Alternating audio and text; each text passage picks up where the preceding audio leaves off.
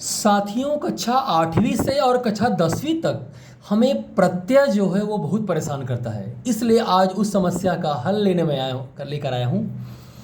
देखिए प्रत्यय, सबसे पहले सत्री प्रत्यय। अब ये सत्री प्रत्यय में इसमें अत करके निकलता है, इसका जो भाव निकलता है वो अत निकलेगा। कैसे? जैसे पठ धातु में सत्री प्रत्यय जुड़ जाएगा तो पठ तो बन जाएगा, यानी पठ में देखो अत जुड़ गया, यानी सत्री में अत भाव आता है, अत उसमें अत जुड़ता है। तो देखो क्षत्री पठ धन क्षत्री जुड़ा तो इसमें पठ तो बन गया, यानी पठ में अत जुड़ के पठत बन गया। वैसे ही वद में सत्री जुड़ेगा तो वदत, पिब में सत्री जुड़ेगा पिबत, नय में सत्री जुड़ेगा नयत। नी धातु है ये, नी माने लाना, तो नय में सत्री जुड़ गया तो नयत, यानी नी धातु नी। चलिए नेक्स्ट है शानच प्रत्यय। अब सानच प्रत्यय में क्या आएगा? सानच प्रत्यय में आएगा आन। हमेशा ध्यान रखना, सानच में हमेशा आन का भाव आता है। जैसे लभ धन सानच लभ मानह, देखिए आन जुड़े इसमें, तो लभ में क्या आ गया? लभ मानह आ गया। वर्ध धन सानच वर्धमानह आ गया, वृद्ध धातु का ये। सेव धन सानच सेवमानह आ गया, सेव माने सेवा करना। फिर वर्त धन सानच वर्तमानह आ गया, वृद्ध धातु का ये। तो जब भी सानच आएगा उसमें आन आएगा, आन। तो लभ धन मान लभ मान आ जाएगा, वर्धमान आ जाएगा, सेवमान आ जाएगा, वर्तमान आ जाएगा। अब आगे देखेंगे कत प्रत्यय, इसमें ता का भाव आएगा मात्र। जैसे कृधन कत कृत बन गया, भूधन कत भूत बन गया, पढ़धन कत पठित बन गया, कत धन कत कथित बन गया, लिख धन कत लिखित बन गया, यानी ता का भाव आएगा कत प्रत्यय में। अगर कृत आएगा तो क्री धन कत लिखना है, भूत आएगा तो भूधन कत लिखना है, पठित आएगा तो पढ़धन कत लिखना है, कथित आएगा तो कर धन कत करना है, लिखित आएगा तो लिख धन कत करना है। इजी है। इसी प्रकार और आगे मैं बहुत सारे एग्जाम्पल दे रहा हूँ, आप इसको विधिवत नोट्स बना के तैयारी कर लीजिएगा।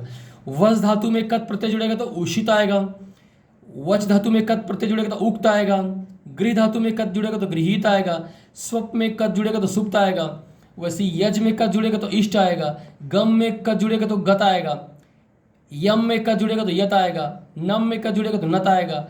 कभी कभी ऐसे भी आता है छिन्न दे देगा, मान लो छिन्न, तो आपको लिखना पड़ेगा छिद धातु और कत प्रत्यय। वैसे भिन्न तो भिद धातु कत प्रत्यय, जीर्ण जृ धातु और कत प्रत्यय, वही शीर्ण श्रु धातु कत प्रत्यय। ये अलग अलग प्रकार से आपको परीक्षाओं में पूछा जा सकता है, इसलिए इसका विधिवत नोट्स आप तैयार कर लेंगे। वीडियो को रोक रोक कर, जैसे मान लो छिन्न आ गया तो आप लिखेंगे छिद धन कत। चलिए नेक्स्ट देखेंगे कत प्रत्यय का हो गया। अब है कत्वतु प्रत्यय का, देखेंगे कत्वतु प्रत्यय का। कत्वतु में वो अत आएगा, अत अत इसमें आएगा अत। जैसे क्रीधन कत्वतु कृतवत, भूधन कत्वतु भूतवत, पढ़धन कत्वतु पठिवत, कतधन कत्वतु कथितवत।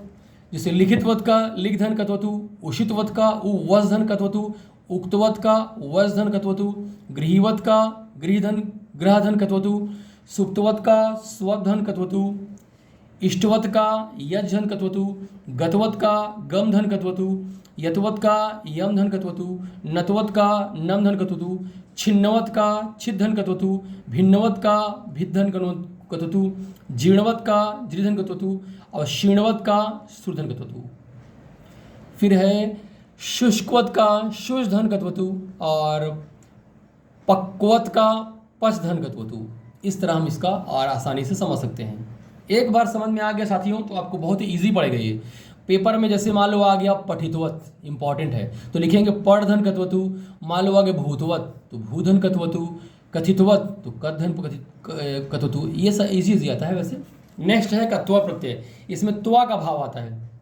देखेंगे पढ़धन कत्वा पठित्वा, ये पेपर में आता है, इंपॉर्टेंट है। नीधन कत्वा नीत्वा, लिखधन कत्वा लिखित्वा, पूजधन कत्वा पूजित्वा, यही सब इंपॉर्टेंट है। बाकी देखिए वधन कत्वा उक्त्वा, यजधन कत्वा इष्टवा, गमधन कत्वा गत्वा, ये भी इंपॉर्टेंट है। नमधन कत्वा नत्वा, वसधन कत्वा उक्त्वा। मान लो उक्त्वा पेपर में आ गया, इंपॉर्टेंट है, तो आ जाएगा लिखेंगे वसधन कत्वा। वैसे मान लो भुक्त्वा आ गया, ये भी इंपॉर्टेंट है, तो भुजधन कत्वा। चलिए नेक्स्ट देखिए। उसके बाद है लेप प्रत्यय। इसमें हम या का भाव देखेंगे। जैसे जैसे आनीय मान लो पेपर में आ गया तो आप लिखेंगे आ उपसर्ग नी धातु लेप प्रत्यय। वैसे प्रदाय आ गया तो प्रा उपसर्ग दा धातु लेप प्रत्यय। वैसे प्रकृति आ गया तो प्रा उपसर्ग क्री धातु लेप प्रत्यय।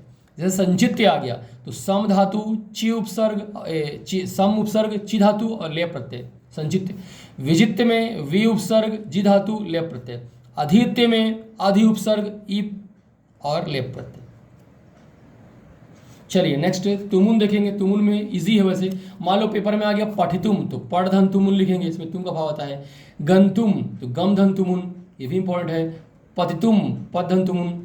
फिर मान लो आ सकता है करतुम क्री धन तुमुन, हरतुम ह्री धन तुमुन, श्रोतुम श्रधन तुमुन।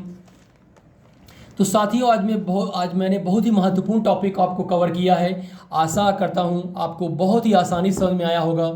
सदर धन्यवाद।